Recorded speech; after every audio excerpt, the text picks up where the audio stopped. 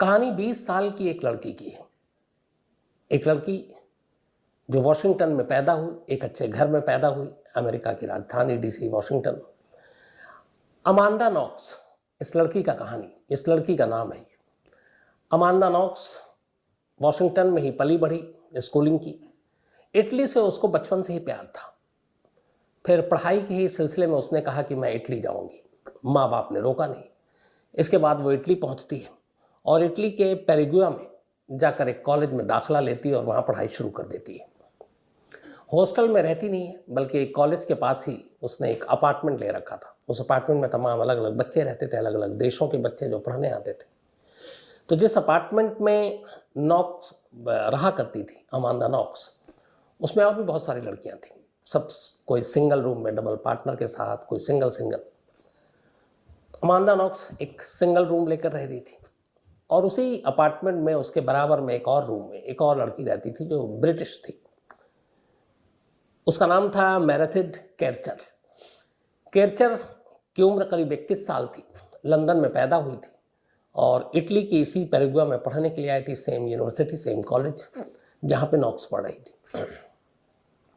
वहाँ जाने के बाद अब नॉक्स अपनी पढ़ाई लिखाई ठीक उसकी सब चल रही। 2007 की बात है और इसी दौरान में 25 अक्टूबर 2007 एक म्यूज़िक कंसर्ट था। उसमें वहाँ नॉक्स की मुलाकात एक 23 साल के इटालियन लड़के से होती है जिसका नाम है राफेल सोलिसिटो। तो राफेल के साथ नॉक्स की मुलाकात हुई एक म्यूज़िक कंसर्ट में, फिर दोनों की दोस्ती हो गई और हफ्ते भर के अंदर दोनों ने एक दूसरे को इजहार भी कर दिया, दोनों में प्यार हो गया। सब कुछ ठीक चल रहा था। नॉक्स इटली आकर बेहद खुश थी, उसका सपनों का देश था ये। घर वाले भी उसके खुश थे कि चलो बेटी वहाँ पे खुश है। लेकिन तभी 2 नवंबर 2007 की तारीख आती है जो नॉक्स की पूरी ज़िंदगी को बदल कर रख देती है। 2 नवंबर 2007 नॉक्स सुबह घर से अपने रूम से निकलती है, वॉशरूम जाती है तो देखती है कि दरवाजे पे कुछ ब्लड स्टेन है, कुछ खून के धब्बे हैं। फिर वो वॉशरूम के अंदर जाती है तो देखती है कि जो अंदर शीट है वहाँ पर भी कुछ खून के धब्बे हैं, टॉयलेट गंदा है। उसे लगा कि पता नहीं ये क्या है, इस तरह से कभी होता नहीं है। फिर वो दूसरे टॉयलेट का इस्तेमाल करने के लिए जाती है, वहाँ पे भी वैसे ब्लड के स्टेन दिखते हैं और खून के कुछ धब्बे, बाकी चीज़ें। उसे लगता है कि ये कोई तीसरा बंदा यहाँ आया बाहर से। अब वो ये पता करने के लिए मेरेडिथ केरचर के रूम में जाती है और नॉक करती है, लेकिन केरचर दरवाज़ा नहीं खोलती। काफ़ी देर तक वो आवाज़ देती है, वो दरवाज़ा नहीं खोलती। फ़ोन करती है उसको मोबाइल पे, फ़ोन नहीं उठाती। इसके बाद वो केरचर के पेरेंट्स को फ़ोन करती है और कहती है कि केरचर फ़ोन नहीं उठा रही है, दरवाज़ा बंद है अंदर से, मुझे फ़िक्र हो रही है। तो वो कहते हैं कि ठीक है, आप पुलिस को खबर करें। तो इटालियन मिलिट्री पुलिस का नंबर था उसके पास, वहाँ इटालियन मिलिट्री पुलिस ही कहते हैं। उसने उनको कॉल किया। थोड़ी देर के बाद इटालियन मिलिट्री पुलिस का एक जूनियर अफसर वहाँ पहुँचता है। वो भी दरवाज़ा नॉक करता है, काफ़ी देर तक खुलता नहीं है। तब तक अपार्टमेंट के बाकी लोग भी वहाँ इकट्ठे हो चुके थे। इसके बाद फैसला होता है कि दरवाज़ा को तोड़ा जाए। आखिरकार दरवाजे को तोड़ दिया जाता है। अंदर का मंजर बहुत भयानक था। अंदर बेड पर मेरेडिथ केरचर की लाश पड़ी थी। पूरा कमरा खून से सना था। गले पे तेज़ धार के निशान थे, जिस्म के अलग अलग जगहों पर तेज़ धार के निशान थे। सीधा सीधा ये कत्ल का मामला था। जूनियर पुलिस अफसर अपने सीनियर पुलिस अफसरों को खबर करता है, पूरी रिपोर्ट देता है। इसके बाद थोड़ी देर में पुलिस के आला अफसर पहुंचते हैं, एम्बुलेंस पहुंचती है और केरचर की बॉडी को फिर अस्पताल ले जाया जाता है। केरचर की मौत हो चुकी थी। अब पुलिस की इन्वेस्टिगेशन शुरू होती है। चूँकि सबसे पहले फ़ोन नॉक्स ने किया था, पुलिस से पूछताछ करती है। अब वहाँ पे सारी चीज़ें, सारे फिंगरप्रिंट, सब कुछ कलेक्ट किया जाता है। कौन दुश्मन कौन दोस्त, पुलिस इसकी भी तफ्तीश करती है। अब एक एक कर जब सबसे पूछताछ होती है और ये पूछा जाता नॉक्स से कि आपको कैसे लगा कि कुछ गड़बड़ है, तब उसने बताया कि कैसे वॉशरूम के दरवाजे पर, वॉशरूम के अंदर टॉयलेट पे खून के कुछ धब्बे दिखे और टॉयलेट गंदा था। तो मुझे कुछ डाउट लगा, फिर उस दरवाज़ा अंदर से बंद, वो खोल नहीं रही। उसके रूम का लॉक अंदर से था, तो चाबी थी नहीं, हालांकि वो बाहर से भी लॉक हो सकता था। तो इसीलिए फिर मैंने पुलिस को फ़ोन किया। अब पुलिस ने पूछा आप कहाँ थी? तब नॉक्स ने बताया कि मेरा जो बॉयफ्रेंड है राफेल, मैं उसके साथ थी। कल वो रात आया था, मेरे एक रूम में था अपार्टमेंट में, और हम दोनों साथ थे, और सुबह उठकर मैंने ये सब कुछ देखा। राफेल का स्टेटमेंट लिया गया, उसने भी कहा कि हाँ मैं साथ हूँ। राफेल एक इटालियन स्टूडेंट था जिसने कंप्यूटर साइंस में ग्रेजुएशन किया था, पढ़ाई कर रहा था, और पार्ट टाइम एक बार में काम करता था, और हफ्ते भर पुरानी दोनों की दोस्ती है, इश्क था। तो वो उसी के रूम में था नॉक्स के, वो भी अपना बयान देता है। बाकी स्टूडेंट से भी पूछताछ करती है पुलिस। अब एक ब्रिटिश स्टूडेंट्स का कत्ल हुआ है इटली में। ब्रिटेन की एम्बेसी और ये तमाम लोग भी इसमें कूदे। केरचर की फैमिली भी वहाँ से आ गई लंदन से, मीडिया में खबर भी आ गई, हाई प्रोफाइल केस था। अब पुलिस के ऊपर प्रेशर था, पुलिस ने अपनी तफ्तीश शुरू की। अब पुलिस ने जब तफ्तीश की तो तमाम बयान के बाद जो शुरुआत में पुलिस का था वो यही था कि शायद कातिल कोई और नहीं है, नोन है, इसी अपार्टमेंट में रहता है, और उनका शक अमांडा नॉक्स के ऊपर जा रहा था क्योंकि वही विटनेस थी, उसी ने फ़ोन किया था। लेकिन उसकी कुछ बातें थी जिस पे पुलिस को कुछ यकीन नहीं हो रहा था। अब इसी दौरान में फिर अमांडा नॉक्स और राफेल, उसके बॉयफ्रेंड की, पुलिस ने कहा कि इनको जांचो। तो अब राफेल के घर भी पुलिस पहुंची। राफेल के घर से ड्रॉवर में एक उनको नाइफ मिला, किचन नाइफ। उस नाइफ को फॉरेंसिक जांच के लिए भेजा गया। उसके हैंडल पर नॉक्स के डीएनए मैच कर गए, और जो ब्लेड था चाकू का, उस ब्लेड पर राफेल के डीएनए मैच किए। अब पुलिस ने कहा कि यही आला हथियार है जिससे कत्ल किया गया है, इसी नाइफ से ही मारा गया है। इस दौरान में उधर पोस्टमार्टम रिपोर्ट आ गई। पोस्टमार्टम रिपोर्ट में कहा गया कि गले पे एक तेज कट था, और इसके अलावा पूरे जिस्म पर करीब चाकू के 50 वार किए गए थे, 50 जख्मों के निशान थे, 17 अलग अलग मारपीट के निशान थे, और ऐसा लगता था जैसे उसको सेक्सुअल असॉल्ट भी किया गया, उसके साथ ज़बरदस्ती करने की कोशिश की गई।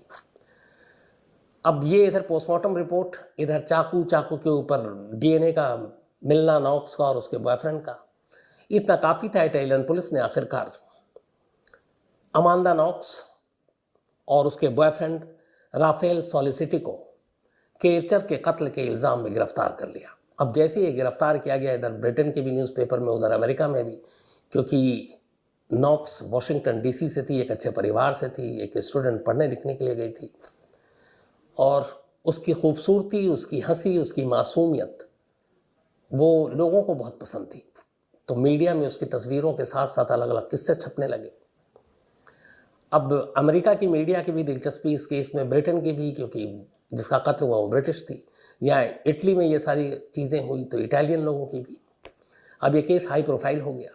बट सवाल ये था कि गिरफ्तार तो कर लिया दोनों को, लेकिन कत्ल किया क्यों, केरचर को क्यों मारा, कहानी क्या है। तो इटालियन पुलिस इस कहानी को लेकर बहुत ज़्यादा पुख्ता नहीं थी, लेकिन उन्होंने इन दोनों को ही कातिल माना, और उसके बाद अदालत में चार्जशीट दाखिल कर दी। 2 नवंबर 2007 को मर्डर हुआ था। लगभग 2 साल बीते। 2 साल के बाद 2009 में इटली की ट्रायल कोर्ट ने अमांडा नॉक्स और उसके बॉयफ्रेंड राफेल, जो इटालियन सिटीजन है, इन दोनों को मेरेडिथ केरचर के कत्ल के इल्ज़ाम में 25 साल कैद की सज़ा सुना दी। अब इस सज़ा के बाद भी हंगामा मच गया। इधर लगातार नॉक्स कह रही है कि मैं बेकसूर हूँ, लेकिन उधर जब फैसला आया, इधर बीच में एक और पैरेलल कहानी चल रही थी। कहानी ये कि 2007 में ही एक शख्स को पुलिस ने ड्रग्स के इल्ज़ाम में पकड़ा, और जब ड्रग्स के इल्ज़ाम में पकड़ा, उसका नाम था रूडी ग्यूड। ये एक अफ्रीकन नीग्रो था, रूडी ग्यूड। तो ड्रग्स के इल्ज़ाम में पकड़ा, वो अलग केस चल रहा था, लेकिन उसकी तफ्तीश करते करते वहाँ के डेटा बैंक, बाकी चीज़ों से चीज़ें जो इस केरचर के घर से बरामद हुआ, वो सारे रखे हुए थे। इधर एक ड्रग्स के मामले में इस बंदे को पकड़ा जाता है, रूडी ग्यूड को। तफ्तीश होती है, डेटा बैंक खंगाला जाता है, इसके फिंगरप्रिंट्स, बाकी चीज़ें। तो अचानक पुलिस चौंकती है, वो देखती है कि रूडी ग्यूड के फिंगरप्रिंट्स उस केरचर के घर से बरामद फिंगरप्रिंट से मैच कर रहे हैं। अब पुलिस की थोड़ी हैरानी हुई कि ये क्या मामला है, और इधर अदालत ने उन दोनों को कत्ल के इल्ज़ाम में 25 साल की सज़ा सुना दी है। लेकिन अभी तक ये बात सामने नहीं आ रही है कि एक और शख्स का फिंगरप्रिंट्स मिला है, और अभी तक पुलिस को ये कहानी भी नहीं मालूम थी। पुलिस ने जब फिंगरप्रिंट्स मिला तो उन्होंने कहा कि चलो जो डीएनए सैंपल वहाँ से कलेक्ट किए हैं उसके बारे में भी जांच करें। अच्छा, इस पूरे केस के दौरान हुआ यूं कि पूरे मौका वारदात से एक चाकू जो घर पे मिला उसके बॉयफ्रेंड के, उसको छोड़ दें तो क्राइम ऑफ सीन से नॉक्स या फिर राफेल, इनके कोई भी डीएनए सैंपल नहीं मिले। एक 46 दिन के बाद एक चीज बरामद की पुलिस ने दोबारा उसी घर से जाकर, वो केरचर के ब्रा का एक हुक था छोटा सा, उस हुक पर थोड़ा सा डीएनए का सैंपल राफेल का मिला। अब पुलिस ने इसको एक पुख्ता सबूत बनाकर अदालत में पेश भी कर दिया कि ये ब्रा के हुक पर ये डीएनए सैंपल मिला है राफेल का। तो ये और चाकू को देखते हुए और उस मर्डर वाली रात दोनों की मौजूदगी उसी अपार्टमेंट में थी, इन तीनों चीज़ों को देखते हुए पुलिस ने अपना केस खड़ा किया और अदालत ने इसी बिना पर 25 साल की सज़ा सुना दी। लेकिन अब इधर फिंगरप्रिंट्स मिलता है एक दूसरे शख्स का, रूडी ग्यूड। अब डीएनए जब मैच किया गया तो उस पूरे बेडरूम में और वॉशरूम में सबसे जो सारे जो डीएनए थे वो एक ही शख्स के मिल रहे थे, और रूडी ग्यूड के। अब यहां पुलिस चकराई, क्राइम सीन पर एक 46 दिन के बाद ब्रा के हुक पर राफेल का, लेकिन बाकी बेड पर, यहां तक कि केरचर के प्राइवेट पार्ट्स पर के भी जो डीएनए के सैंपल लिए गए वो ग्यूड से मिल रहे हैं। तो अब सवाल था कि ये क्या मामला है। ये बात जब रिकॉर्ड पर आई तो फिर नॉक्स और राफेल ने जो सज़ा सुनाई गई थी उसके खिलाफ अपील की उसी ट्रायल कोर्ट में, इन नए एविडेंस को देखते हुए। लेकिन वहाँ पे सरकारी वकील ने ये तर्क दिया कि नहीं, ये डीएनए के सैंपल इन लोगों ने शायद वहाँ से डीएनए की जो चीज़ें तो मिटा दी क्राइम सीन से। अब ये बड़ा बेतुका और बेवकूफ़ी वाला एक दलील थी, इसलिए कि जो नॉक्स और राफेल के वकील ने तर्क दिया वो ये कि ये डीएनए के सैंपल ऐसी चीज़ें होती हैं जो दिखाई नहीं देती। तो ये नामुमकिन है कि एक जगह पर एक सीन ऑफ क्राइम में बहुत सारे ऐसे नमूने पड़े हों और दिखाई नहीं दे रहे हों, और कोई शख्स जाए और सिर्फ अपने ही डीएनए के तमाम सैंपल को वो मिटा दे, बर्बाद कर दे और दूसरे का छोड़ दे। ये इसलिए नहीं हो सकता कि सबूत के साथ छेड़छाड़ या सबूत मिटाना तभी मुमकिन है जब वो सबूत आपकी आंखों के सामने दिखाई दे। यहाँ सबूत तो दिखाई नहीं दे रहा, तो फिर आप मिटा कैसे सकते हैं। अब ये बात भी अदालत को लगी। फिर ये हुआ कि कत्ल का मोटिव तो बताओ। अब इधर 25 साल की सज़ा हो चुकी थी, दोनों ने अपील किया, इधर दूसरी कहानी ग्यूट की आई। अब ग्यूट के खिलाफ ये सारे एविडेंस बन रहे हैं। तो जब अपील की तो इसके बाद 2011 में अब तक 4 साल हो चुके थे। अमांदा नॉक्स और राफेल को जेल में 25 साल की सज़ा हो चुकी थी, लगा ज़िंदगी बर्बाद है।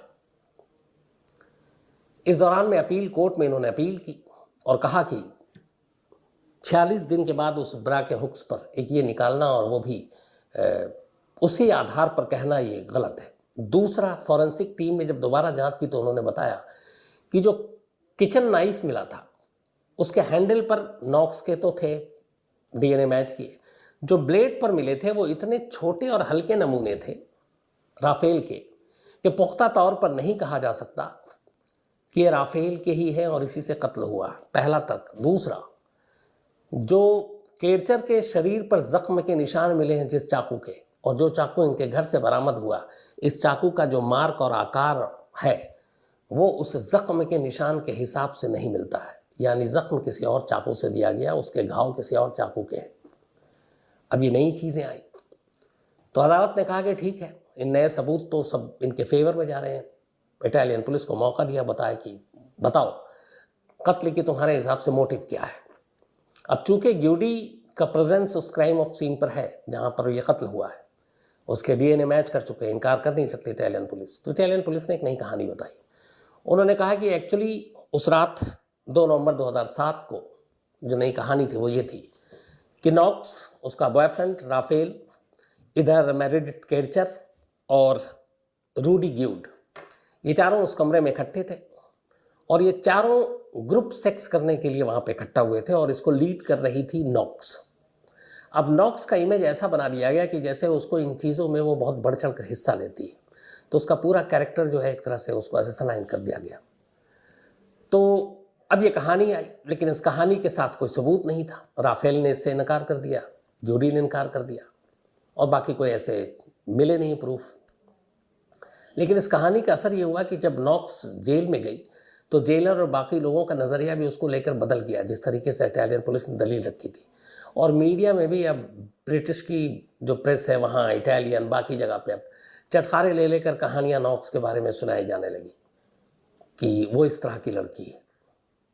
यहाँ तक कि जेल ऑफिशियल ने एक गलत खबर जारी करवा दी मीडिया में, और वो ये कि इसी ग्रुप 6 और बाकी चीज़ों की वजह से नॉक्स HIV पॉजिटिव हो गई है।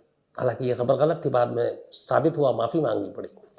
लेकिन जब ये सारी चीज़ें और कहानी आई तो इसके बाद फिर 25 साल की सज़ा तो सुना चुकी थी, लेकिन उसी अदालत ने जब ये अपील किया गया तो इस अपील के बाद नवंबर 2010 में इस री अपील को सुना गया, बहस हुई, नए फॉरेंसिक एविडेंस रखे गए, और 3 अक्टूबर 2011, 3 अक्टूबर 2011 को आखिरकार जज ने अपना फैसला सुनाया उसी कोर्ट के।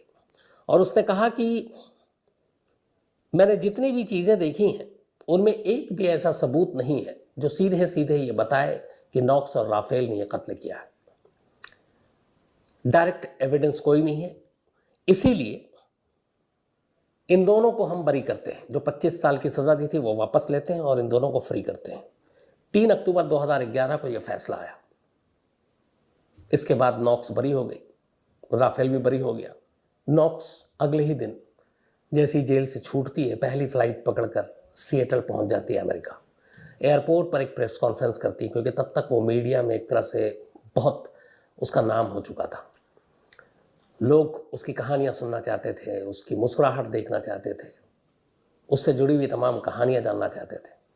तो हर न्यूज़ चैनल, न्यूज़पेपर एयरपोर्ट पे मौजूद है। उसने वहीं एक प्रेस कॉन्फ्रेंस की, शुक्रिया किया उन लोगों का जिन्होंने उसके साथ खड़े रहकर इस इंसाफ की लड़ाई में उसका साथ दिया था।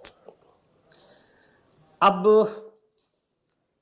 वो तो चली आई, लेकिन कहानी यहाँ ख़त्म नहीं हुई थी। 2011 में वो आई। मार्च 2013 में, 2 साल के बाद ही, इटली की सबसे बड़ी कोर्ट, सुप्रीम कोर्ट ने अपील कोर्ट के उस फैसले को बदल दिया, पलट दिया, जिसमें उन्होंने राफेल और नॉक्स को बरी कर दिया था।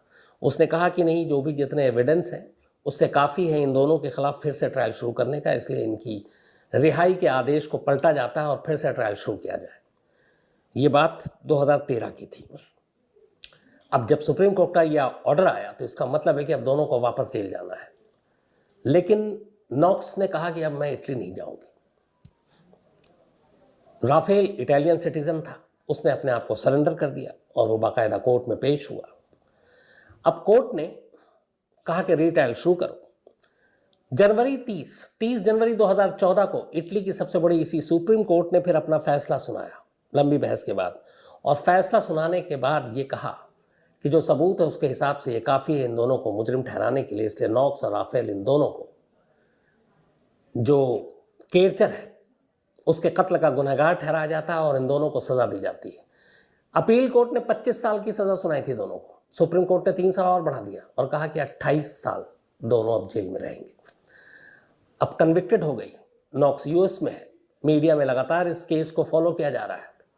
नॉक्स से पूछा गया कि अब आप क्या करेंगी, जाएंगी? उसने कहा नहीं, मैं इटली नहीं जाऊंगी। उधर अमेरिकन गवर्नमेंट से पूछा गया, उसने कहा कि नहीं, हम इसको एक्स्ट्राडाइट नहीं करेंगे, हम वहाँ नहीं भेजेंगे, क्योंकि दोनों कोर्टों ने ये सारी चीज़ें निकली, साबित कर दी थी कि ये बेकसूर है। लेकिन अब ये था कि अभी कानूनी लड़ाई होगी। इसके बाद जो इटली की सरकार है वो इंटरनेशनल कोर्ट ऑफ जस्टिस में जाएगी, नॉक्स को वापस इटली बुलाया जाएगा, फिर उसे गिरफ्तार किया जाएगा। अभी ये सब कुछ चल ही रहा था कि मार्च 27, 2015 सुप्रीम कोर्ट के ही इस फैसले के खिलाफ फिर से अपील की गई, जिसमें राफेल ने किया और नॉक्स के बिहाफ पे किया गया। तो 30 जनवरी 2014 को सुप्रीम कोर्ट ने इन दोनों को 28 साल की सज़ा सुनाई। फिर से सुप्रीम कोर्ट में वापस अपील हुई और 27 मार्च 2015 को सुप्रीम कोर्ट ने फिर अपना फैसला सुनाया, फिर अपना फैसला पलटा और उसने कहा कि जो फॉरेंसिक एविडेंस है, जो विटनेस हैं, जो पुलिस की कहानी है और जो इस केस का खासतौर पर आईओ है, वो आईओ ही पूरा संदिग्ध था। तो उन सारी चीज़ों को देखते हुए ये पुख्ता तौर पर नहीं कह सकते कि नॉक्स और राफेल ही केरचर के कातिल हैं। तो सुप्रीम कोर्ट ने, जिसने 28 साल की सज़ा सुनाई, साल भर के अंदर अंदर इटली की उसी सुप्रीम कोर्ट ने एक बार फिर अपने फैसले को पलटा और दोनों को बरी कर दिया। आज की कहानी यह है कि नॉक्स एक आज़ाद है, महिला है, तो करीब अब उसकी उम्र 33-34 साल हो चुकी है। एक शख्स मिला है वहीं वॉशिंगटन में, उसने शादी की, एक बच्चा हुआ, और अब वो ऐसे केसेस के लिए एक तरह से काम करती है जिसमें इंसाफ ना मिलता हो। लिखती भी है, किताब भी लिखी, और पूरी कहानी नेटफ्लिक्स के ऊपर, उसके ऊपर वो भी आई, पूरी जो ज़िंदगी की डॉक्यूमेंट्री थी। बट उसका कहना है कि कैसे मीडिया ट्रायल से किसी को नुकसान होता है, उसने सारी चीज़ कहानी बताई। अब ये तो कहानी का एक पहलू। अब सवाल ये है कि उधर दूसरा पहलू क्या हुआ? आखिर अगर ये दोनों बेकसूर थे तो फिर कातिल कौन था? कत्ल किसने किया? तो इटली की अदालत ने केरचर के कत्ल के इल्ज़ाम में रूडी ग्यूट को ही गुनहगार माना, और पुलिस की तफ्तीश से ये बात पता चली कि 2 नवंबर 2007 को रूडी ग्यूट वहाँ पहुँचा। वो ड्रग्स लेता था, उसने शायद केरचर को भी ड्रग्स दिया, फिर उसने उसको असॉल्ट करने की कोशिश की, और फिर नशे की हालत में ही उसे मारा, और इसीलिए उसके सारे फिंगरप्रिंट्स, सारे डीएनए वहाँ से मिले। तो सारे सबूत उसके खिलाफ थे। कोर्ट ने रूडी ग्यूट को सज़ा सुनाई, और उसकी जो सज़ा थी वो करीब 20-25 साल थी। लेकिन वो जेल में रहा। जेल में रहने के बाद अभी 2000 एंड बल्कि इसकी सज़ा 24 साल की सुनाई रूडी ग्यूट की, और फिर बाद में उसके अच्छे चाल चलन को देखते हुए इसको 16 साल कर दिया गया घटाकर। 2021 में अभी उसकी सज़ा को पूरा होने में एक आध 2 साल बाकी था। 2021 में उसने एक अपील की, और अदालत ने रूडी ग्यूट को बरी कर दिया इस शर्त पर कि वो बाहर निकलकर कम्युनिटी सर्विस करेगा, अलग अलग जगहों पे, चर्च में, लाइब्रेरी में वो इस तरह के काम करेगा, और इसीलिए उसको बरी किया जाता है। तो वो निकलने के बाद अब चर्च में काम करता है, लाइब्रेरी में काम करता है, और उसने ये कहा है कि अब मैं एक बेहतर इंसान बनने की कोशिश करूँगा। उधर राफेल का क्या हुआ? राफेल ने अभी हाल में साल भर पहले एक इंटरव्यू दिया, और उसने कहा कि जब निचली अदालत ने, अपील कोर्ट ने उसे गुनहगार ठहराया और 25 साल की सज़ा सुनाई, फिर दोबारा सुप्रीम कोर्ट ने उसको 28 साल की सज़ा सुनाई माफ़ करने और बरी करने से पहले, तो 2 बार बरी हुआ। उसको लोगों ने कम याद रखा। जो 2 बार सज़ा सुनाई वो लोगों ने ज़्यादा याद रखी, और यही वजह है कि उन 2 सज़ाओं की वजह से जो 25 और 28 साल एक केरचर नाम की लड़की के कत्ल के लिए उसे सुनाई गई, जो गलत थी, उसकी ज़िंदगी यूँ बर्बाद हो गई कि वो अब जेल से बाहर आने के बाद जो 4 साल जेल में रहा, आज तक उसे एक अच्छी लड़की नहीं मिली है जो उससे शादी करने को तैयार हो। क्योंकि जैसे ही उस केस के बारे में कोई भी सुनता, और इस केस के बारे में इटली में हर एक को मालूम है, तो फ़ौरन लड़की उससे घबरा जाती है, डर जाती है और दूर हो जाती है। उसने कहा इस केस ने मेरी ज़िंदगी यूँ बर्बाद की कि शायद अब मुझे नहीं लगता कि कभी मेरा घर बसेगा। उधर नॉक्स वहीं वॉशिंगटन में है, अपने पति और बच्चे के साथ खुश है, और उसका कहना है जो रूडी ग्यूट के बारे में कि अगर ये काम इटालियन पुलिस पहले कर लेती तो शायद उसके ऊपर इतनी बड़ी तोहमत नहीं लगती। उसका ये भी इल्ज़ाम था, उसने इंटरनेशनल कोर्ट ऑफ जस्टिस और बाकी जगह पे ह्यूमन राइट्स में एक शिकायत दी थी कि जब इटालियन पुलिस ने उसे 2007 में पकड़ा तो उन्होंने बेसिक जो ह्यूमन राइट्स हैं उसका भी उल्लंघन किया। उसको न तो एक ट्रांसलेटर दिया, क्योंकि इटालियन पुलिस नहीं समझ पा रही थी इंग्लिश, तो उसको ट्रांसलेटर भी नहीं दिया, उसको थप्पड़ भी मारा, और एक जो उसके साथ जैसा बिहेव होना चाहिए, बर्ताव होना चाहिए, वो भी नहीं किया। तो उन्होंने काफ़ी कुछ उसके साथ टॉर्चर किया। तो इस पर ह्यूमन राइट्स कमीशन ने इटालियन पुलिस को $26,000 मुआवजा के तौर पर नॉक्स को देने को लिए कहा था। हालांकि इससे बहुत ज़्यादा पैसे नॉक्स ने अपनी कहानी को बेचकर किताब और सीरीज़ के ज़रिए कमा लिए। तो ये थी एक कहानी जिस